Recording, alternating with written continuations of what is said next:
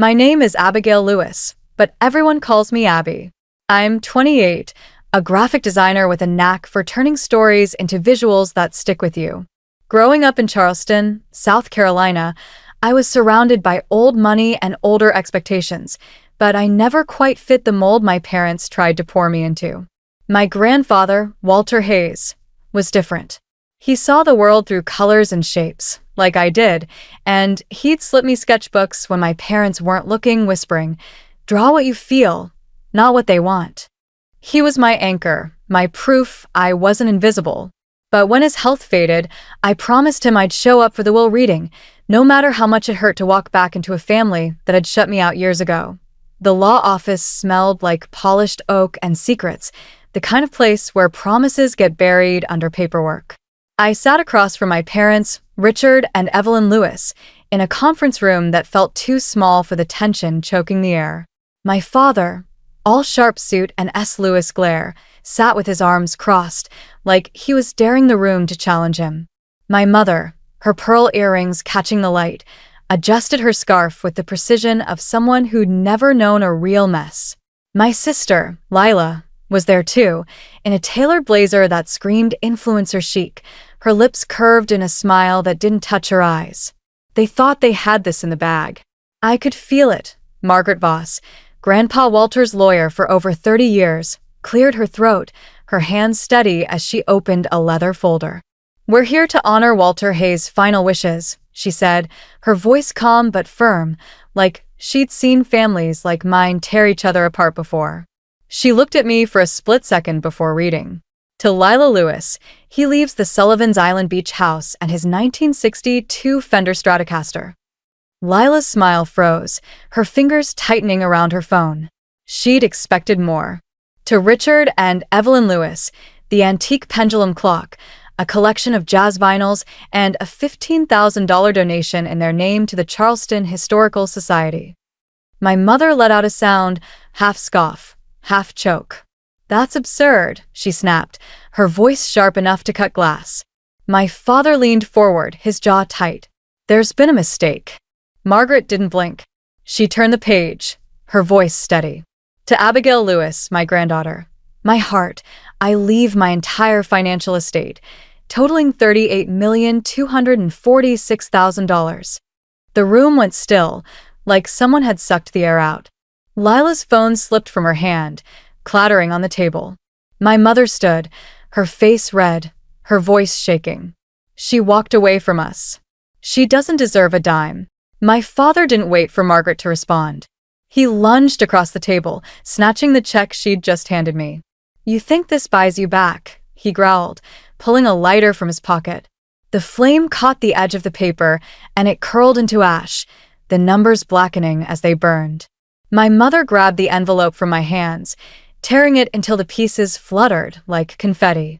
"This is what betrayal gets you," she hissed. I didn't flinch. I didn't cry. I just smiled, a small, steady smile that felt like armor. Because what they burned wasn't what they thought. Tucked inside my coat was another envelope, the one Grandpa Walter had given me in a quiet Charleston diner weeks before he passed. "Hold on to this," he'd said, his eyes sharp despite his frail hands. "They'll try to take it from you. Let them think they did." And they had. I was 20 when my parents drew the line. I'd just told them I was turning down a full ride to my father's law school in favor of a smaller college in Savannah. To me, it was freedom, chasing a life where I could create instead of litigate. To my father, it was rebellion. "You're throwing away your future for a hobby," he'd shouted, his voice echoing through our Charleston mansion. My mother didn't yell. She just stood behind him, her lips pressed so thin they vanished, her silence louder than his words. "If you walk out that door," he said, "don't expect to come back." I walked out. 3 weeks later, I came home for a family dinner, hoping for a bridge. Instead, I found my bedroom gutted. My easel, my books, the little notes Grandpa Walter used to hide in my sketch pads, gone. In their place were a stiff love seat, a fake magnolia in a pot, and a framed photo of a low-country marsh I'd never seen. The doorplate read, "Guest Suite." Lila passed me in the hall, her laugh sharp. "Don't make a scene, Abby. It's not like you needed it." The rejection wasn't sudden. It was a slow bleed. First, they stopped calling. My birthday came and went without a card. Then, the rent checks they'd promised for my apartment stopped. When I called, my mother's voice was ice. "You wanted to be on your own, Abigail. Now you are." I would have lost everything if Grandpa Walter hadn't stepped in. 2 days after my eviction notice, a wire transfer hit my account. Exact, no questions, just enough to keep me afloat. With it came his letters, written in his careful, slanted script. "You're not weak for struggling," one said. "You're strong for standing." He never judged me for leaving. He never asked me to grovel. He just saw me. The last letter arrived a month before he passed, folded in my wallet like a talisman. "Survival is your first victory," he wrote. I carried those words through every rejection, job applications, family gatherings, the quiet nights when I wondered if I'd made a mistake. I carried them still, even as the ashes of that fake check settled on the conference table, my hand brushing the real envelope in my coat. My family thought they'd erased me. They didn't know I'd been building my own foundation all along. Back in my apartment, I locked the door and kicked off my shoes, my legs shaky from holding myself together too long. The envelope Grandpa Walter gave me was still in my coat, its weight heavier than paper should be. He'd handed it to me in a dimly lit booth at a Charleston diner, wrapped in a linen napkin like it was sacred. "Don't open it unless they burn it," he'd said, his voice low but steady. And they had it. I broke the wax seal, my fingers careful, like I was unwrapping a memory. Inside was a check, nearly identical to the one my father torched, same amount, same signature, but marked in red ink, non-negotiable copy. Taped to the back was a small USB drive and a note in Grandpa's blocky handwriting. "Let them burn it. Then open the real file." I plugged the drive into my laptop. No password, no delay, just a folder labeled Legacy. Inside was a PDF, a trust transfer form, signed, witnessed, and filed through a firm I didn't know. The account number ended in digits I'd memorized as a kid, Walter's birthday, reversed. The funds were real, transferred weeks ago. The check they burned? It was a prop, a trap Grandpa set. Knowing they'd show their hand, I leaned back, the quiet of my apartment wrapping around me like a blanket. This wasn't about their betrayal anymore. It was about Grandpa's trust in me, his plan to outsmart their greed. He'd seen their moves before they made them, and now I would too. The next morning, I tried to check my bank account, more out of habit than worry. The screen flickered, then flashed an error. "Account not found." I tried another card, declined. My pulse quickened, but I told myself it was a glitch. Maybe a fraud lock from the will-reading chaos. When I called the bank, the rep's voice was cautious. "Miss Lewis," he said, keys clicking in the background, "your account's marked inactive. Deceased, actually. Certified by the county registrar 2 weeks ago." My throat tightened. "That's impossible." He paused. "I'm sorry, ma'am. You'll need to file a correction." I hung up, my hands cold. At the DMV, the clerk confirmed it, her eyes soft with pity. "You're flagged as deceased, Abigail Lewis. Death certificate filed. It could take months to fix." I walked out into the Charleston humidity, the world feeling unsteady, like the ground had shifted under me. Across the street, I saw her, a woman half hidden under a live oak, her sunglasses too big for the cloudy sky. She wore a pale blue scarf, the one my mother swore she'd lost years ago. She didn't move, just watched, her stillness unnerving. I stepped into the crowd, moving quickly but not running, my heart pounding. When I glanced back, she was gone. Back home, I spread out Grandpa's old letters on my table, their words like anchors. This wasn't just about money. They were trying to erase me, legally, quietly, completely. And someone was making sure I felt it. The brass key had lived in my nightstand for years, wrapped in a faded handkerchief Grandpa Walter gave me when I turned 18. "This is for when you're ready to claim your place," he'd said, his eyes twinkling like he knew something I didn't. That day was here. Langford Private Vault sat in Charleston's historic district, a plain door squeezed between a craft coffee shop and a dusty antique store. The clerk took the key, checked her ledger, and led me to a cold, narrow room lined with metal boxes. "Box 17, she said, sliding it open before leaving me alone. Inside was a black fireproof folder, its surface cool under my fingers. I opened it to find a certified cashier's check, $38 million, real, with the bank seal pressed into the paper. Next were deeds to Walter's Charleston properties, every acre in my name, and stock certificates for Hayes Coastal Holdings, granting me full control. Tucked in a velvet pouch was another flash drive, AT home. I played the file. Grandpa's face appeared, sitting in his sunlit study, his voice steady despite his age. If you're watching this, Abby, they've tried to bury you. You were always the quiet one, the one who felt too much but never broke. That's why they feared you. That's why I chose you. He leaned closer, his eyes sharp. This isn't just money, it's your legacy. Build it back. The screen went dark, and I felt a fire ignite inside me.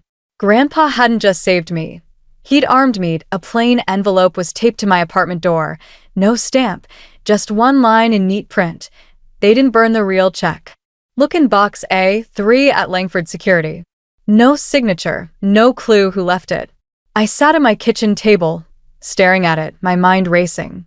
Grandpa once mentioned box A3 over coffee, laughing about where the real treasures hide. I grabbed the brass key and drove to Langford's secondary vault, a nondescript building near Charleston's outskirts. The clerk led me to box A3, and inside was another fireproof briefcase. I opened it to find my original birth certificate, Abigail Lewis, no trace of my stepfather's name.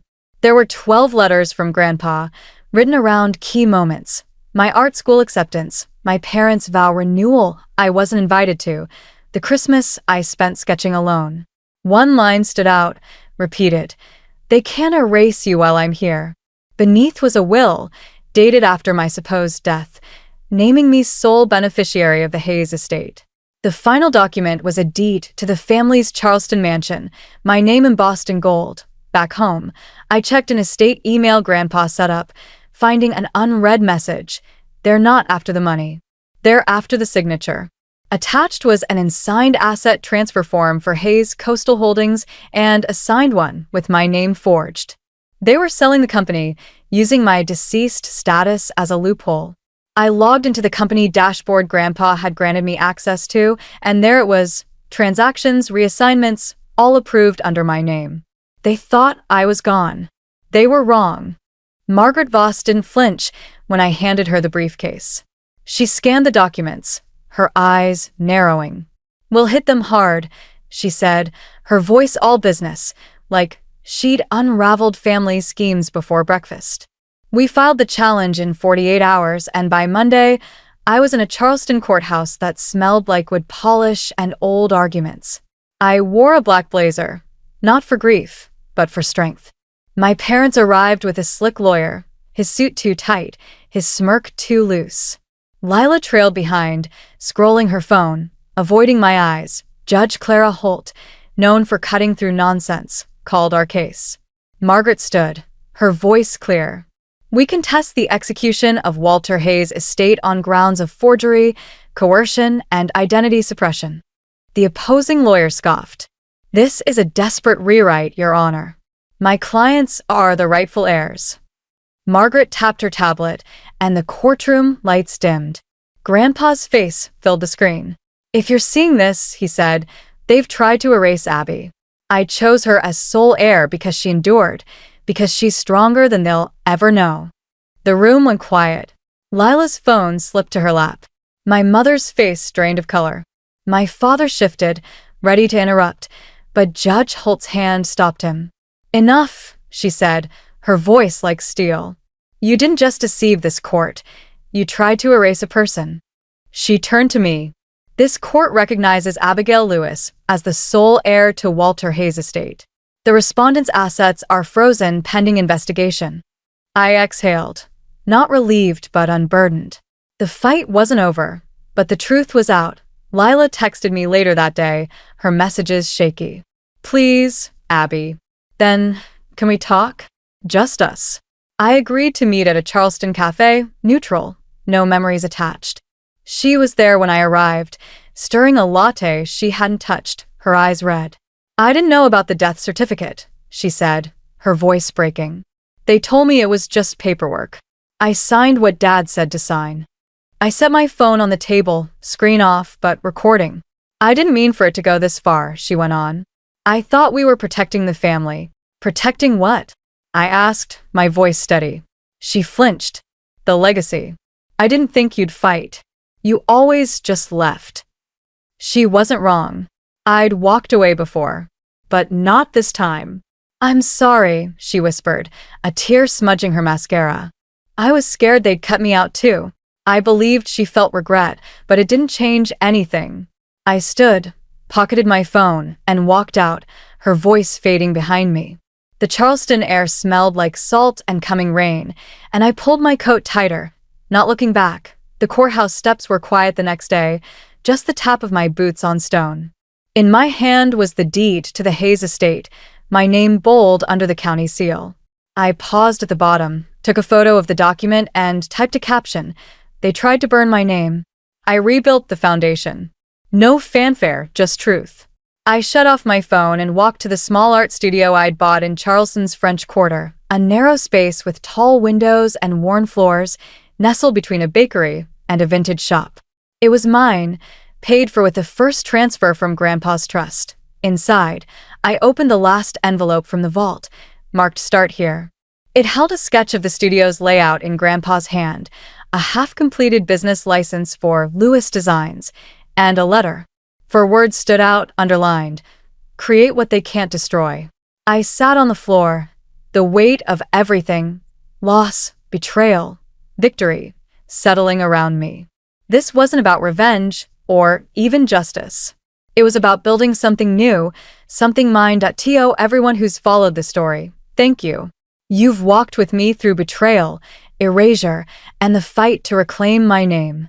If this resonated, hit subscribe and join me. Every sketch, every design, tells a story of grit, heart, and starting over. Keep building your own legacy, and I'll see you in the studio.